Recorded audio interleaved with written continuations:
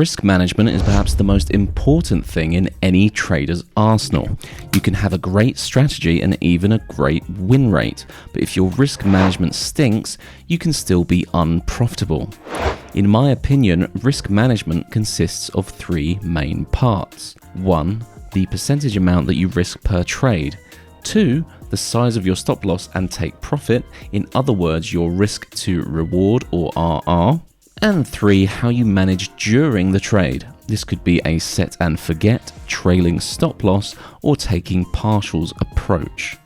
So number 1, perhaps the simplest one, is how much you want to risk per trade. This may be different on your personal account versus a prop firm challenge or live account. If you're risking 2% per trade during a challenge, that leaves you with a maximum of 5 losses before you hit the usual 10% drawdown limit. Probably actually less than 5 if you factor in commissions or slippage. So taking that into account, halving your risk will give you double the number of possible losses in a row. For me, risking 0.5% per trade makes the most sense, as that allows for around 20 losses in a row, and from my data, that is never going to happen. Oh, and have I mentioned how important it is to gather data? The reason being is that it gives you concrete, solid information on how to manage your risk. There's no more guessing. There is something else I have been doing with regards to risk percentage, and that is a form of dynamic risk inspired by Mr. Albert Burgess. In a recent video, he talked about how he doubles the risk after winning and being up a certain percentage, as well as halving his risk when in a certain amount of drawdown. The idea being that you maximize your winning streak profits and minimize your losers. Having tried this method out on my data, I found it increased my profits significantly. Again, having a solid data set in a good spreadsheet allows you to play around with certain factors to maximize your edge and profits and get instant feedback on whether it's a good idea long term. So moving on to number 2, risk reward size. Another reason to have a good data set is that you should have a clear idea of your win rate percentage, as this is strongly related to your risk reward number.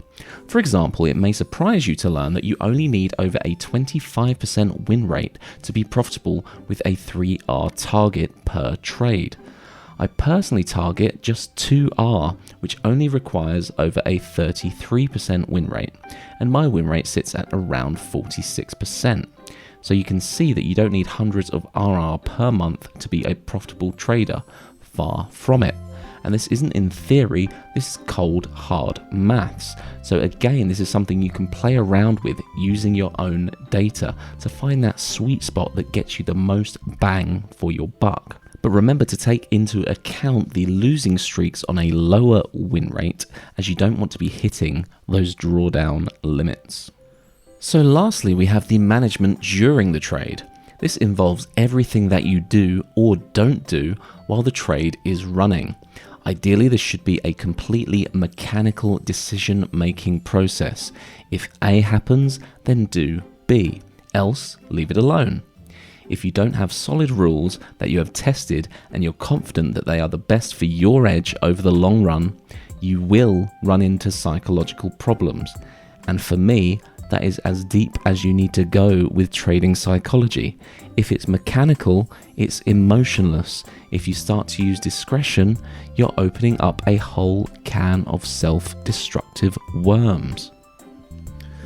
So that's a little insight from me into the power of risk management. You can use it to turn the most simple basic strategy into a monstrously profitable one.